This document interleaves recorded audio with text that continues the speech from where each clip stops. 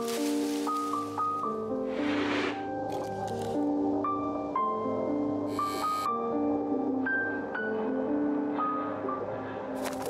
guys, welcome back to Harpies in the Trees, where I review horror books with a supernatural focus. Today is going to be a fun little video because I'm just going to share with you my favorite 2020 reads. These are the books that I really liked, of course, but also the books that sort of keep popping up in my mind throughout the year.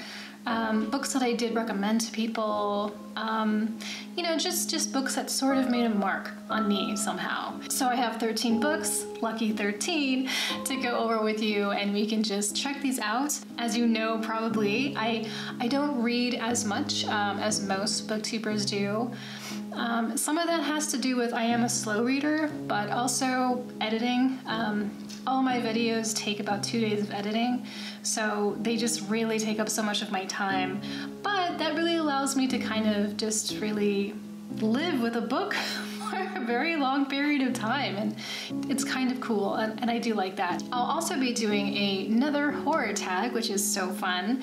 Marie McWilliams has created another brilliant horror tag, and she tagged me in it, so of course I have to do that. It's going to be really interesting. It's very different from the last one, which was the Life of a Horror Nerd tag, which was so fun, and if you haven't seen that, you should check not only mine out, but like a lot of people have done it, and it's just cool. I think all of our answers kind of swim around the same problem, which is just like people using your like or love of horror as some type of defining feature about who you are. So before we get into my top 13 for 2020, let's just do a few comment shoutouts, message shoutouts, and then we'll jump into it. This comment comes from Adia Mishra.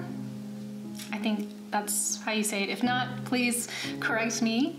This message was on the Forgotten Creepy Reads video that I did. If you haven't checked it out, which is a kind of audio storytelling thing that I do where I read a story and then I put like creepy ambiance and sound effects and visuals and stuff like that to just enhance the creepiness of stories, and The Forgotten was the last one that I just recently did. Since you choose such a unique niche, I wanted to ask, have you experienced any haunting personally that you thought was supernatural?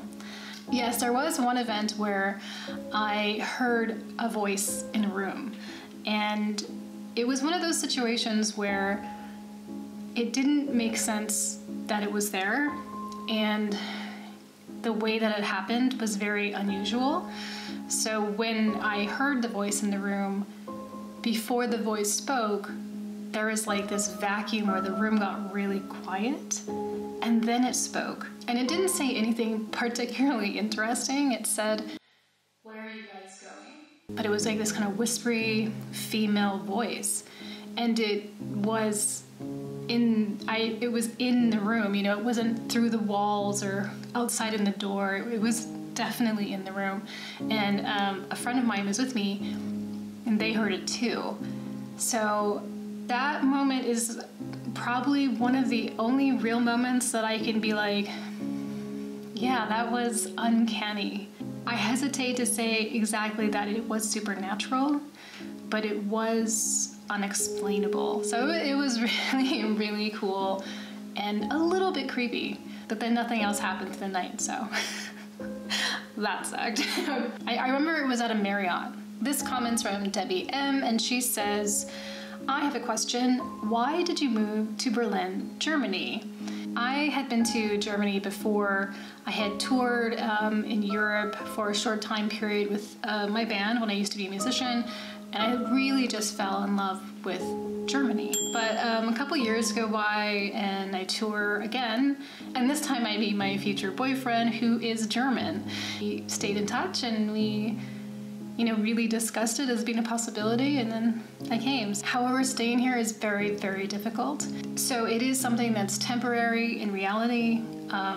So it's a weird feeling because it's like you live here, but you're not really here in a way, you know, so any moment it can change depending. So that's why I'm here in Germany, and I hope I'm here for a lot longer. Hey Femme Munster says, I don't know if you have, but can you review The Haunting of Calypsy House by Darcy Coates?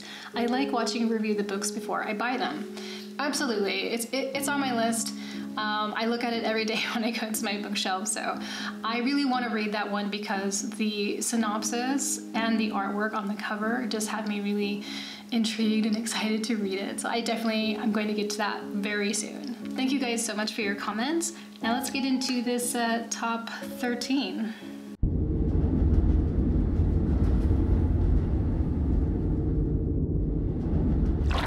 So I'm going to talk about these in a random order, just literally how I pulled them out of the bookshelf. So the first one is The Haunting by Paul Doherty. I really loved this book for a lot of reasons. The mood and the atmosphere were gothic and just really interesting and unique, I think, in the sense of its historical aspects that are thrown in there to give it weight and to give it this sort of unfamiliarity, which makes it seem more uncanny. And things like just the historical aspects of the time period. So this story is based in England in the 1860s, and there are historical references to the political issues at the time and also before this time. So we have a Catholic priest who is asked by the archdiocese to go and check in on this woman, this high-born woman who lives in a manor, somewhere in the countryside. And the reason being is that she seems to have some type of haunting or possession going on in her house, and it's disturbing her life, and it's also disturbing the servants. There's a lot of disturbing activity. Blood pooling up onto the floor, voices crying, just footsteps in the hallway, shadows, apparitions. There's all kinds of stuff happening. So this priest is very special because he has a special ability to deal with these type of things, not just an experience as a priest, but also as some type of medium. So he goes in with the sister and they check it out, and it's very cool. They go into all of the secrets about the family and kind of figure out why this is happening. So it was really good, and it's so short, but it was a fantastic, rich story. True Crime by Samantha Kolsonick. This book I really liked. Of course, I was just drawn to the cover at first because I love this style, this sort of 1940s tabloid crime newspaper or something. It's really interesting. It doesn't really have a lot to do with the story itself, but it's more of an ephemeral piece of a prop within the story. The story is about a very young girl who has suffered physical and sexual abuse by her mother. Our main character is Susie, who ends up escaping home, running away with her brother Lim, and ends up going on this road trip. They don't really know where they're going, they just know that they need to get out of that house, and they'll just deal with everything as it comes. But when you are someone who has suffered a lot of trauma and you're still young, so maybe you really haven't been able to deal with it as of yet, there are people who will take advantage of you, and you will find yourself in situations that seem to be sort of similar in the sense of maybe meeting other people who are not looking out for your best interest, and having to really fight your way through that and to survive. And what I really loved about this story was the story was interesting and fucked up and sad and everything, but she does meet a character who she connects with as an adult, and that relationship is very nice, and it's very sweet. It's like the nicest thing that's kind of happening in this book. It seems like sometimes when you're happy, other things come out, to make sure that you don't have happiness. And I felt like that aspect was very real, or it can feel real, when you only have shit your whole life and you just want something to go your way for fucking once. And it just seems like, for the moment at least, someone's always there to fuck it up for you. So this was really cool and thought-provoking. It stuck with me for a long time. All right, I won't go over all of these, but the Darcy Coates Black Winter series, Voices in the Snow. then Secrets in the Dark, Whispers in the Mist. And there's another one in the series that I haven't read yet, but I really, really enjoyed this. It's not like her other books, her creepy cozy books.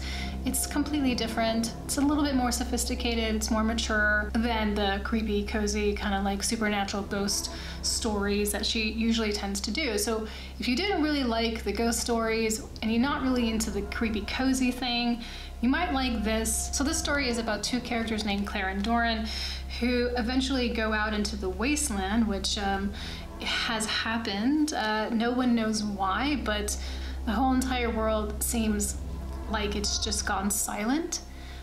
There are no people around. The weather is all wacky.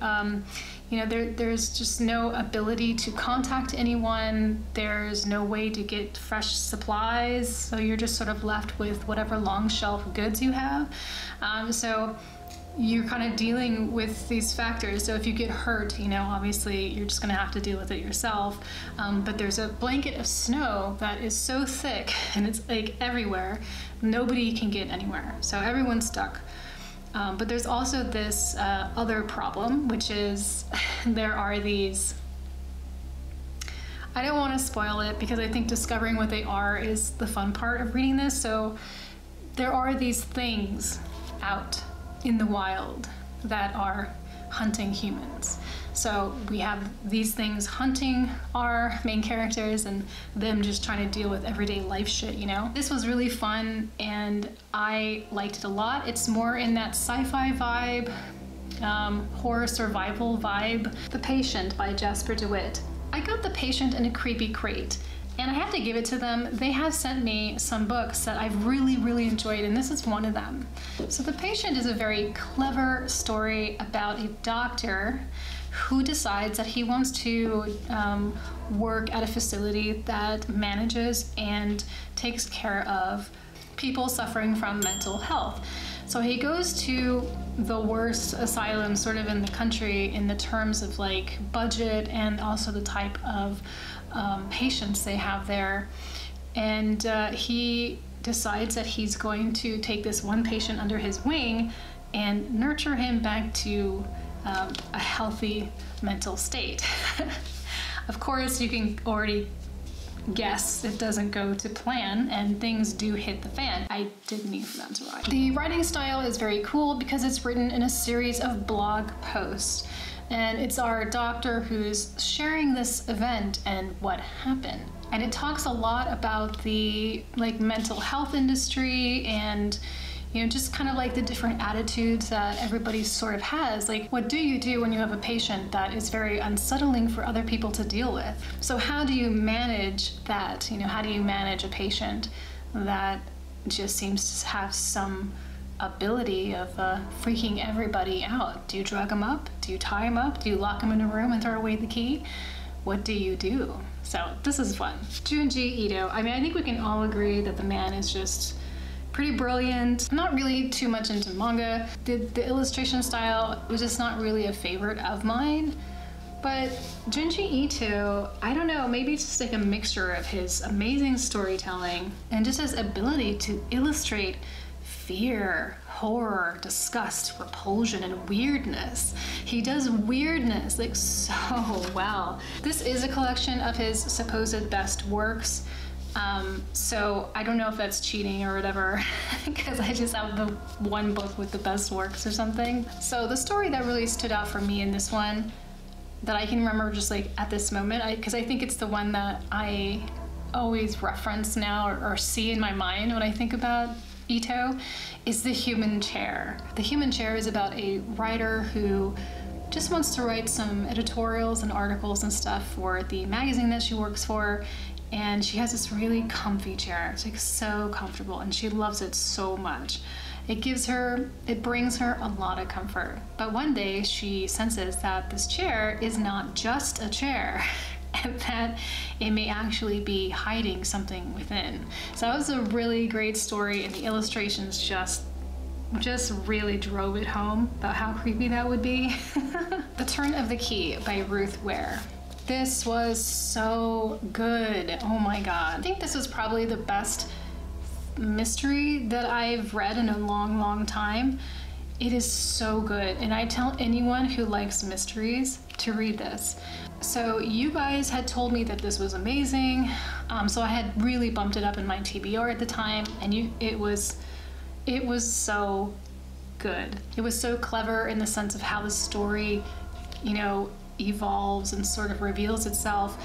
And when the end comes, instead of, you know, normally at the end you might be like, oh, of course, yeah, that makes sense. At the end I was just like, damn. This is a story about a woman who comes to be a nanny for some rich kids in this like really high-tech, very modern, reconstructed, deconstructed farmhouse. It's one of those houses that has like one whole wall is a window, you know, so you can see out into the moors and stuff like that. So it's this really beautiful house. It's super high tech. It has everything that you would ever need. Alarm system, you know, the heating and surveillance, and even recording audio is part of the house. So this house manages itself, and it also is a tool for the parents, you know, so they can also manage their kids from a distance, from work or from travel or anything else, and also the nanny. So the nanny comes there and, you know, she gets to know the kids and she's trying to do her job, but the nanny begins to sense that there's something wrong with the house. Besides it being this high-tech, you know, house or whatever, there's something else going on. And it leads her, you know, to a path of, you know, trying to find out what this is, which, you know, can be dangerous. So if you like mysteries and thrillers, this was so good. Depraved by Harold Schechter was so good.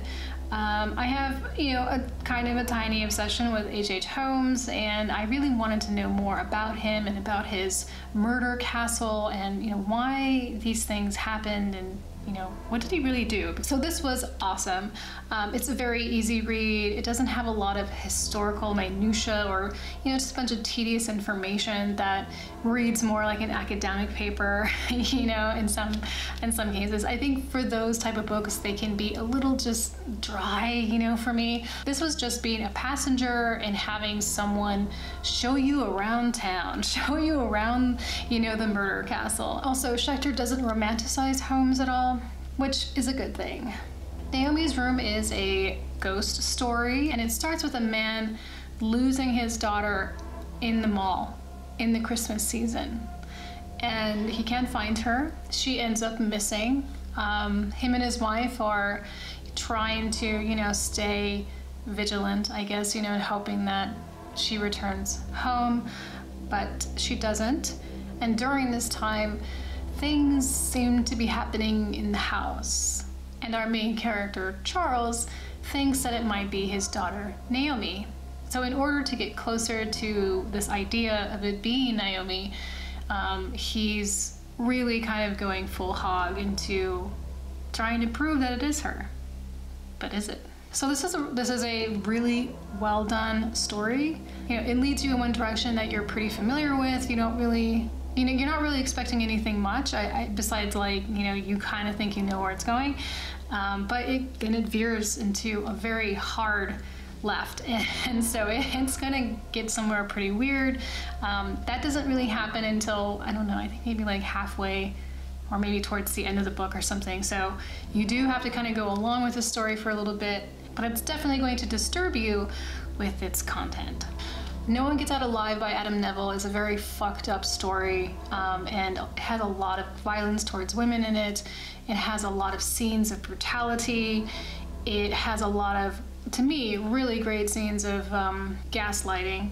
The gaslighting was just making me so mad because it was done really well, and it's supposed to, like, you know, piss you off because you just want this character to shut the fuck up and, like, just get away, you know, but they can't and they won't, and you're stuck in this situation with someone who you are sort of depending on for some type of survival at the moment, and you have to listen to this fucking nonsense. This is a supernatural horror survival-ish story, which is in two parts.